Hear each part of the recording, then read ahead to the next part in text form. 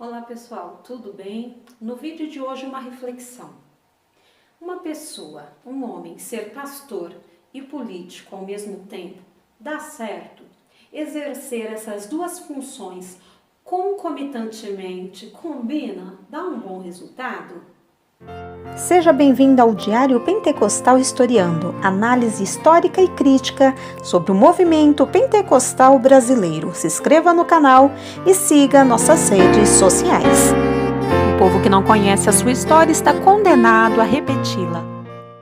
Lembrando que o jornal Mensageiro da Paz, ele foi fundado em 1930, na época de Gunnar Wingren, Frida Wingren, e ele está ativo até hoje.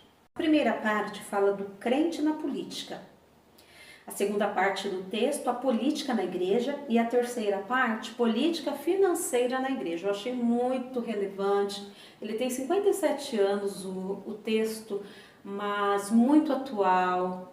É muito coerente publicar esse texto neste momento, na atual conjuntura, uma vez que a gente vê muito político cristão, principalmente pastor, e muitos deles não dando o exemplo que deveria ser dado. Então segue o texto. Há pouco escrevi algumas palavras acerca da política e restringi-me aos obreiros do Senhor Jesus, e como resultado, em parte, não fui bem compreendido por alguns que dividiram seus corações, dando uma parte especial à política e o resto para Jesus. Provérbios 4:23. Infelizmente, já vejo alguém vencido por este espírito turbulento, desprezando o ministério santo da palavra que recebeu do Senhor. A política começou a sua obra deletéria, bloqueando a fé, com armas sutis da sociedade toda mundana, levando este alguém para os becos da intimidade de amigos, e estes o conduziram ao naufrágio da fé, porque não atentaram para a palavra de Deus. Aí o pastor deixa duas referências aqui. Provérbios 1, do 10 ao 16, e primeira carta a Timóteo 1, versículos 18 a 20. O texto supra diz claramente que há embaraços para aqueles que se deixam levar descuidadosamente no trabalho do Senhor. E se há coisas que podem embaraçar o obreiro de Cristo, uma delas é, se não a mais perigosa, a política. Desafio que me provem se um crente fervoroso que ingressou na política, passou 4 anos nos debates da mesma, no contender constante e acirrado que é sempre a moda, e voltando depois para suas atribuições na igreja e no ministério, tem aquele fervor e zelo espiritual que tinha antes de aderir ao contágio antibíblico com os companheiros da esquerda? É uma desgraça quando um servo de Deus chega à posição de preferir um diploma de político ao diploma de ministro do Evangelho. Se há mal que cômoda e astuciosamente ronda e prejudica o pregador do Evangelho e o ameaça tirá-lo fora de suas santas atividades espirituais, a política é esse mal, esse câncer roedor que infiltra-se no coração até comer todas as energias espirituais do homem, reduzindo-o a uma simples ossada. Ele deixa uma referência bíblica, Ezequiel 37, do 1 ao 11.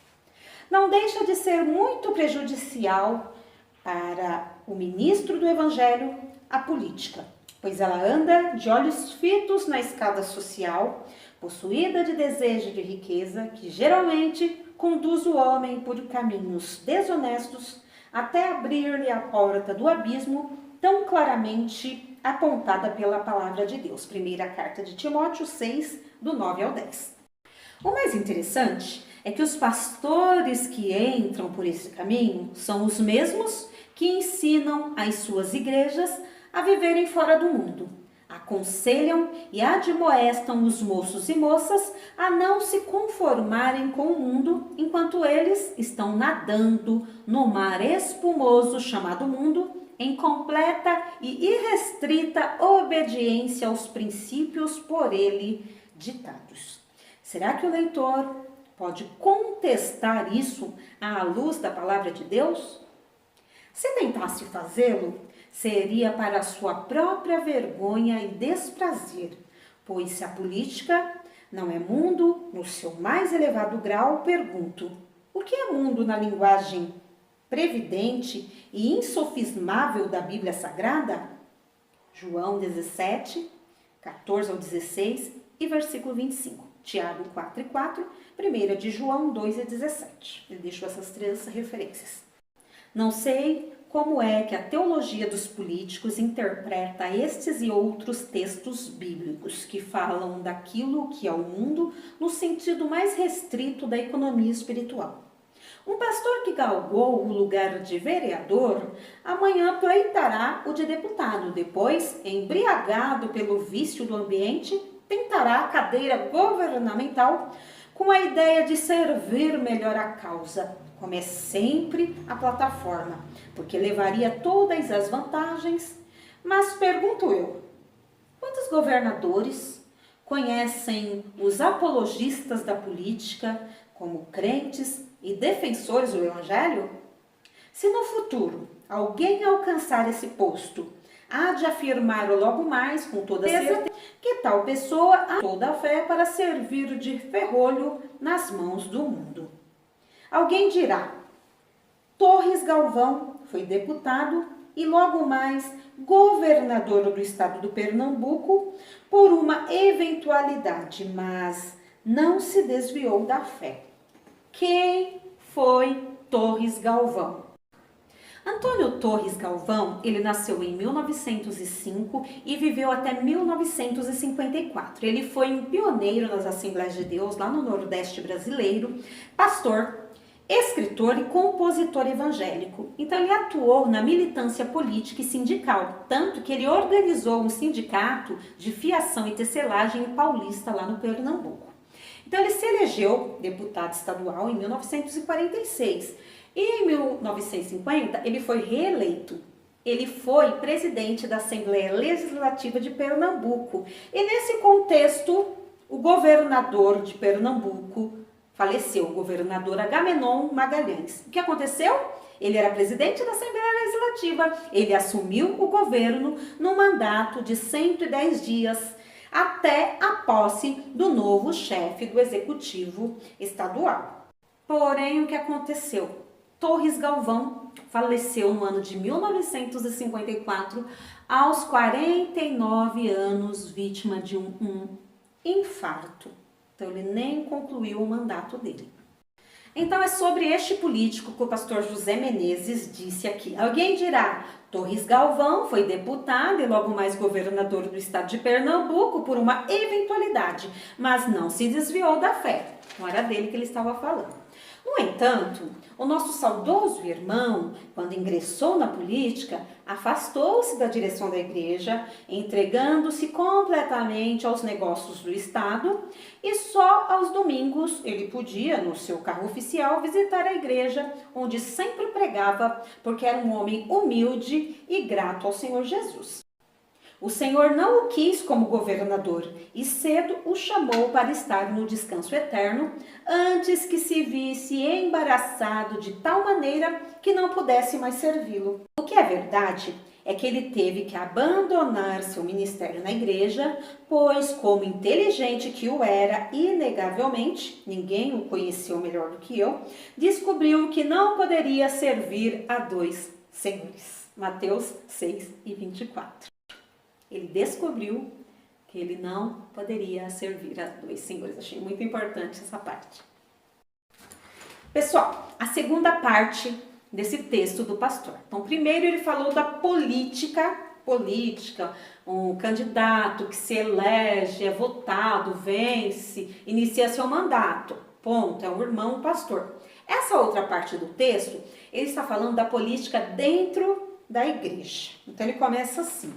Há também a política na igreja, e esta é alimentada por pastores e oficiais que nem sempre se entendem. Oficiais que não compreendem bem as suas funções na igreja.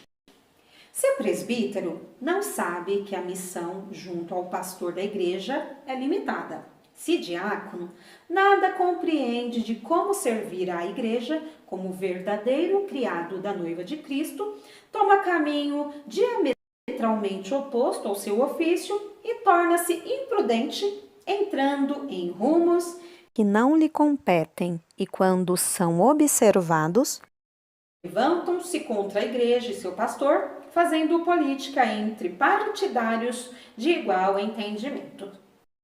O pastor, por sua vez, deve compreender que os oficiais de sua igreja, que a dirige, não são seus empregados, e sim cooperadores para trabalharem de comum acordo para o engrandecimento da causa do mestre e que precisam ser honrados, como ensina a palavra de Deus, uma referência bíblica que ele deixou, primeira carta de Timóteo 5:17.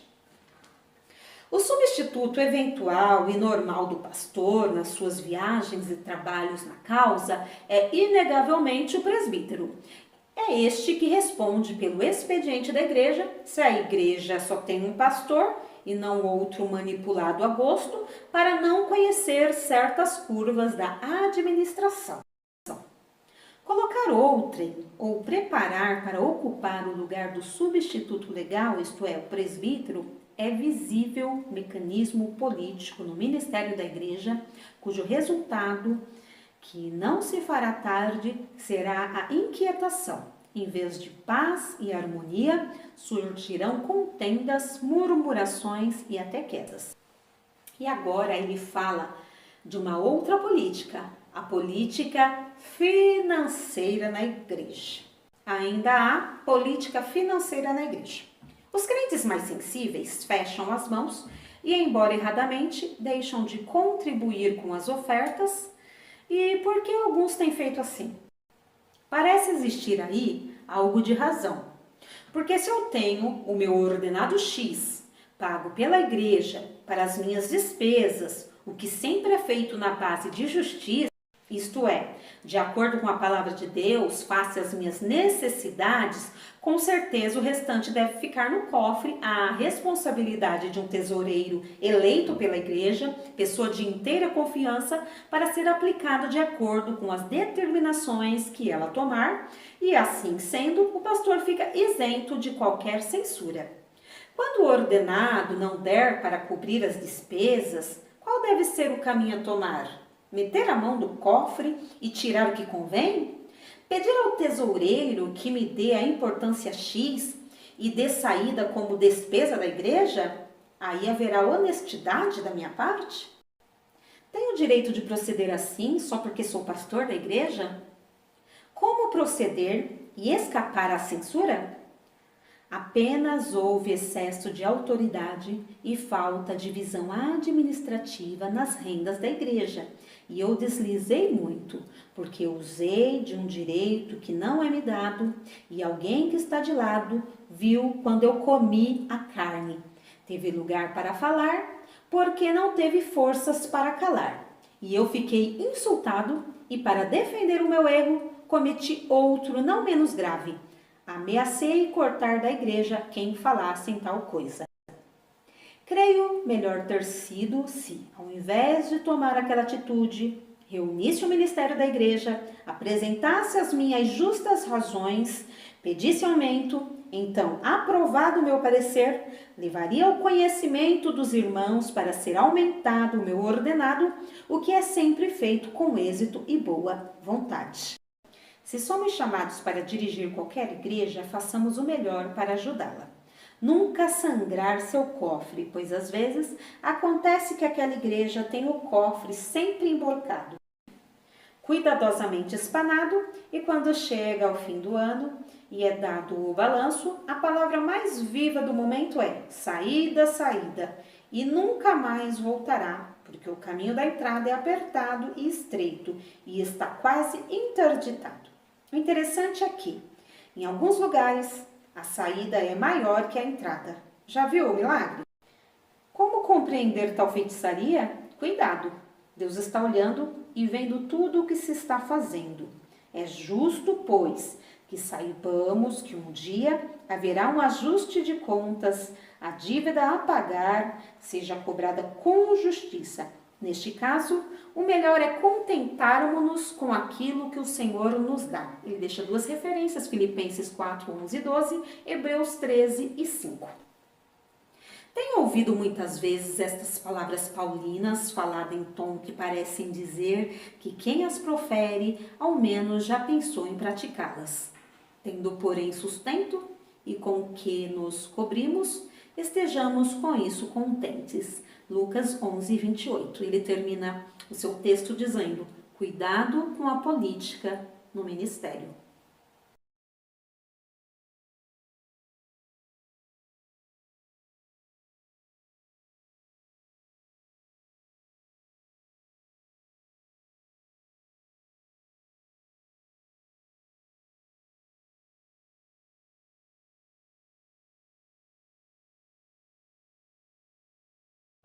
Porque nada podemos contra a verdade, senão pela verdade. Segunda carta aos Coríntios 13 e 8.